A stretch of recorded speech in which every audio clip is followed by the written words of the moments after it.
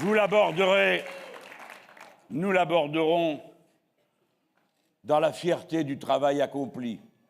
Cette force immense que nous avons construite de nos mains, tant de fois, sous le mépris et les insultes.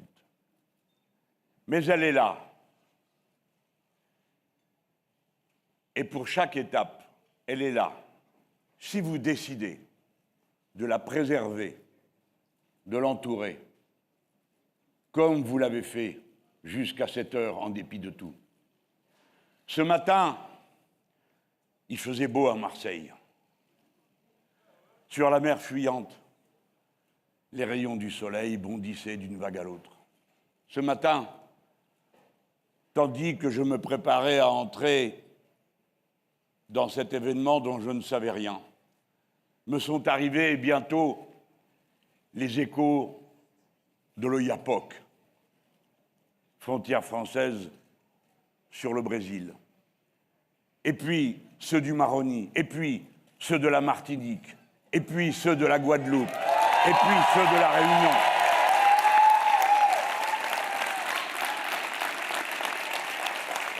Qui, dès le premier tour, m'élisaient pour leur président. Et j'ai vu, dans leur décision, ce qu'elle signifiait pleinement et entièrement.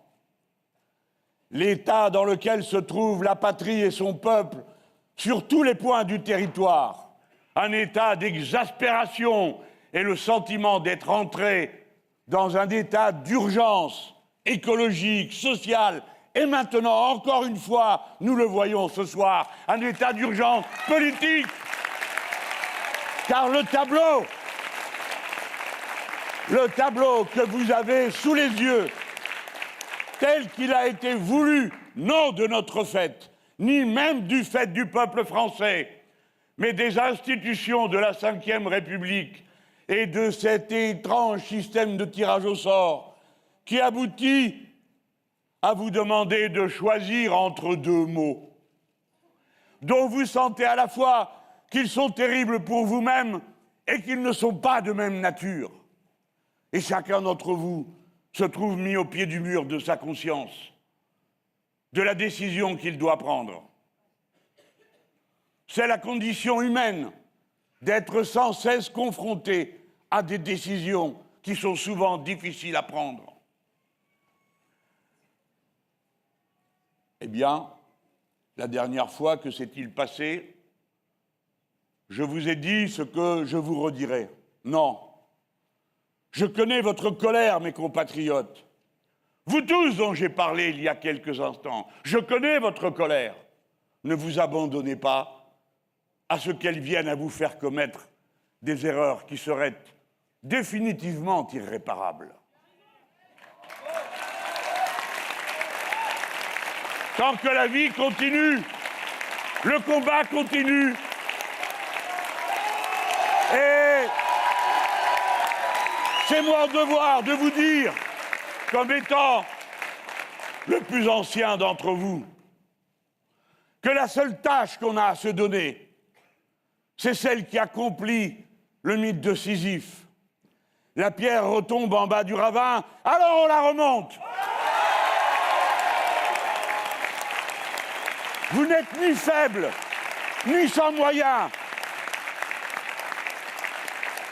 Vous êtes en état de mener cette bataille, et la suivante, autant qu'il y en aura. Regardez-moi. Je n'ai jamais lâché prise, je n'ai jamais cédé, je n'ai jamais baissé le regard. Et c'est de cette façon-là que nous avons construit cette force. Alors maintenant, c'est à vous de faire. Dans la bataille qui arrive, nous avons constitué le pôle populaire. Parce qu'il était là, toutes sortes de gens ont pu prendre appui dessus pour faire un vote et nous amener jusqu'à ce point. Les batailles arrivent devant vous. Ne commettons pas l'erreur de nous fourvoyer à peine entrés sur le chemin.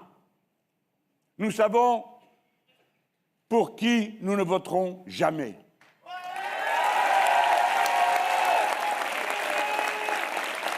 Et pour le reste,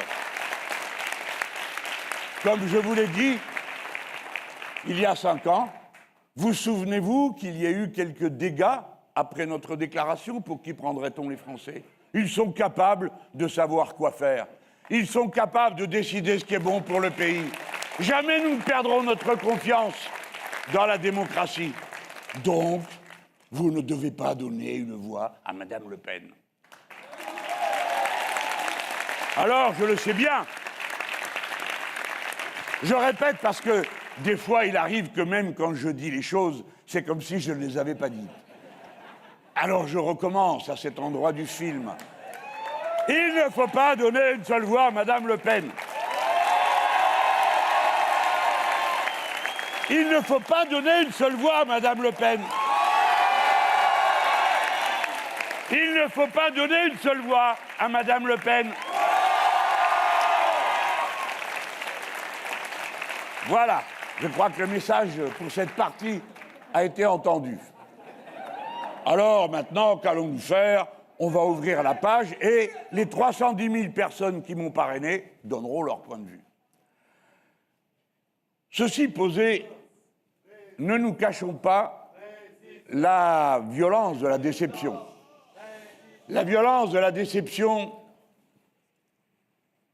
elle est d'abord en pensant à tout ce qui aurait été entrepris et qui ne le sera pas.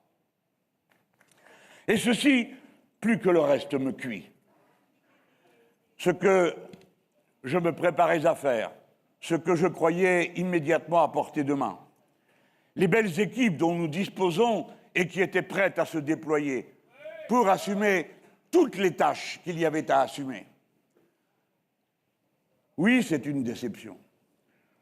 Mais en même temps, comment se cacher, je suis comme vous, entre les deux, comment se cacher aussi la fierté du travail accompli? Le pôle populaire existe. Si nous n'y étions pas, que resterait-il? Qu'aurions-nous? Rien. Et nous avons construit cette force.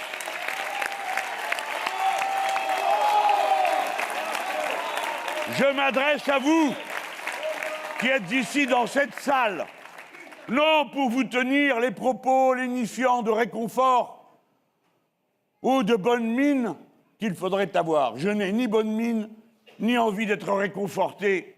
Je ne connais que mon devoir. Et je vous appelle à faire de même. La lutte continue. La lutte continue.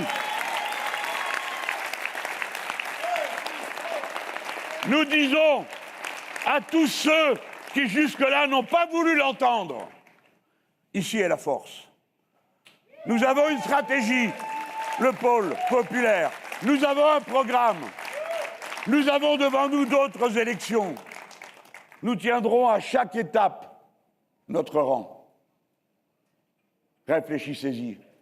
Alors, bien sûr, les plus jeunes vont me dire, eh bien, on n'y est encore pas arrivé.